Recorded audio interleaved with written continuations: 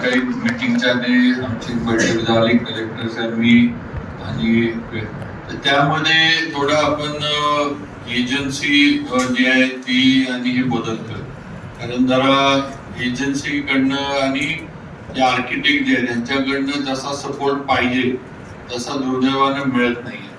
आमचं म्हणणं आहे, मी सकाळी त्यांना सांगितलं की मला वाटतं आता सुधारित त्याला प्रमा आली, कितीचं साधारण ते आले 25 कोटीची सुधारित प्रमा आली. आपण आता नवीन टेंडर काढतोय.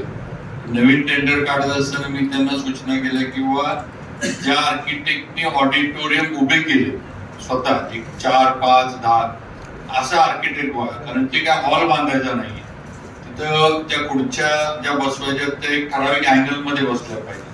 स्टेज जे ते लाकडी स्टेज लागतं ऑडिटोरियमला, त्याला लागणार साऊंड प्रूफिंग आहे.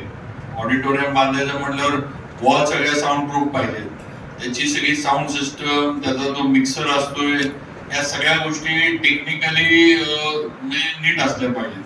आणि त्याच्यानंतर त्यांचं ते काय म्हणतात ड्रॉप वगैरे त्यांचे जे असतात हे सुद्धा त्या ह्याच्यामध्ये टेक्निकली ते तशा म्हणलं या कामाला आता पुढचं जे ते एजन्सी बघा.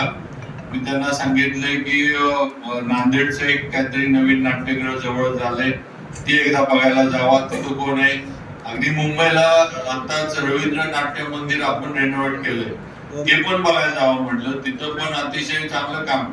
मुंबई म्हणल्यावर सगळ्यात नवीन गोष्टी तिथं आपल्याला कळतात दिसतात.